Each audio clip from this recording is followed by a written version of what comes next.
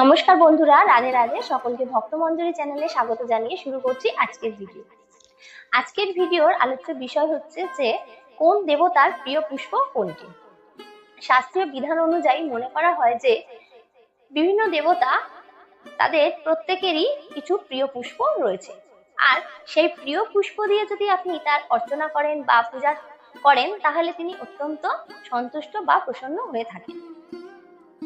আজকের এই ভিডিওতে আমরা জানবো যে কোন দেবতার কোন ফুল অত্যন্ত প্রিয়। তাই ভিডিওটি এক মুহূর্ত স্কিপ না করে প্রথম থেকে শেষ পর্যন্ত দেখার অনুরোধ রইল। চলুন শুরু করা যাক আজকের ভিডিও। আর তার আগে আপনি যদি এই চ্যানেলে নতুন হন তাহলে অবশ্যই চ্যানেলটি সাবস্ক্রাইব করে পাশে থাকা বেল আইকনটি প্রেস করে দেবেন, যাতে এই রকম জরুরি তথ্য পেতে আপনার মিস না হয়। চলুন শুরু করা যাক আজকের ভিডিও।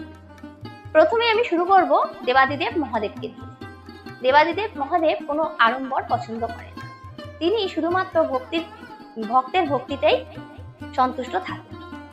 তা সত্ত্বেও তার প্রিয় পুষ্প হলো নীলকণ্ঠ বা অপরাজিতা। মনে করা হয় যে তিনি নীলকণ্ঠ ফুল অত্যন্ত পছন্দ করেন। এরপর তিনি কিছু বুনো ফুলও পছন্দ করেন, যেমন ধুত্রা ও আকন্দ।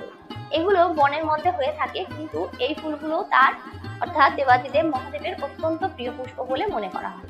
কেউ যদি তার শিবলিঙ্গে জল ঢেলে এই পুষ্প নিবেদন করেন তাহলে ভগবান অত্যন্ত প্রসন্ন হন বলে মনে করা হয়।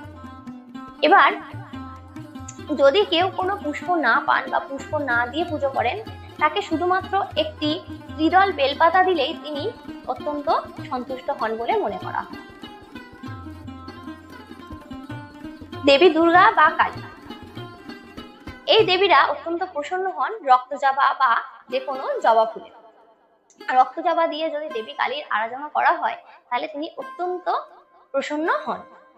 আর এছাড়াও দেবীর চরণে লাল করবীও অর্পণ করা যায়। মনে করা হয় যে দেবী দুর্গার অত্যন্ত প্রিয় ফুল হলো পদ্ম আর শিউলি। দেবী দুর্গার পুজোয় 108টি পদ্ম ফুল নিবেদন করা হয়, এটা আমরা প্রত্যেকেই জানি। আর শিউলি ফুল শরৎকালে ফোটে, তাই দেবী দুর্গার চরণে এই সময় শিউলি ফুলও দেওয়া হয়। এবার আসি ভগবান শ্রীকৃষ্ণ বা বিষ্ণু অবতারে। ভগবান শ্রীকৃষ্ণ ফুলের থেকেও বেশি পছন্দ করেন তুলসী পত্রকে, অর্থাৎ তাকে যদি তুলসী পত্র নিবেদন করা হয় তিনি সব থেকে বেশি প্রসন্ন হন। এছাড়াও তাকে পদ্ম ফুল দেওয়া যায়, কারণ তাকে